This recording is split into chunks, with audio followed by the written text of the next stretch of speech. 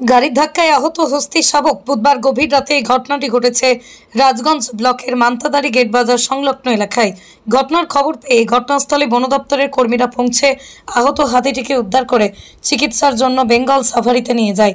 স্থানীয়রা সূত্রে জানা গিয়েছে, প্রতিনিয়ত হাতির দল রাতের বেলা গজলডোবায় ক্যানেল রোড দিয়ে রাস্তা পারাপার করে। এদিকে এই রাস্তা দিয়ে রাতের বেলা প্রচুর গাড়ি চলাচল করে। কয়েকটি পথচারী রাস্তার উপর হস্তি শাবককে গুরুতরভাবে আহত অবস্থায় পড়ে থাকতে দেখে।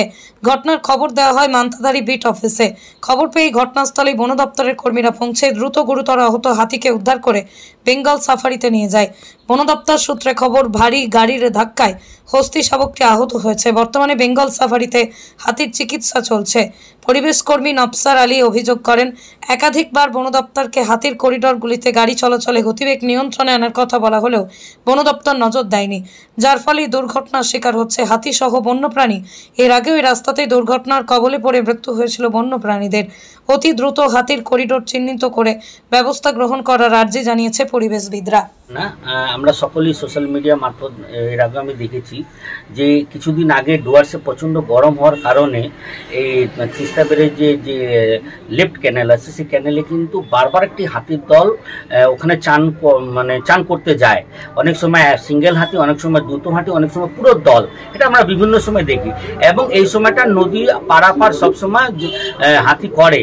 এই সময় বিশেষ করে এখন বর্ষাকালের সময়, এই সময়টা কি হয়, বিভিন্ন নদীতে জল বেশি হওয়ার কারণে নদীর হাতির গতিবিধিটাকে ঠিক মতন না করা যায় না। কারণ হাতি অনেক সময় বেশি জল হলে পার হয় না এবং পার না হওয়ার চেষ্টার কারণে আবার ব্যাক হয়ে চলে আসে, আবার যে নিজের জায়গা যায়। এই সময়টা দেখা যায় গতকালকে রাতে যে ঘটনাটা হলো, যে একটি হাতি কোনো গাড়ির দ্বারা ধাক্কা লেগে আহত হয়েছেন। তো এই খবরটা আমরা পেলাম, খুব দুঃখজনক ঘটনা।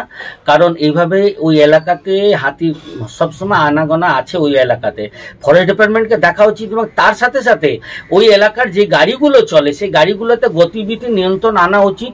কারণ স্পিডটাকে একটু কমাইতে হবে। কারণ হাতির করিডোরগুলোকে আমরা বারবার পরিবেশপ্রেমী একটাই কথা বলি, হাতির করিডোরে গতিবিধিটাকে নিয়ন্ত্রণ রাখা হয়। কিন্তু কিছু মানুষ আইনকে বুড়ো আঙ্গুল দেখিয়ে তারা গাড়ি নিয়ন্ত্রণ না করে দিয়ে তারা হাই স্পিডে গাড়ি চলে।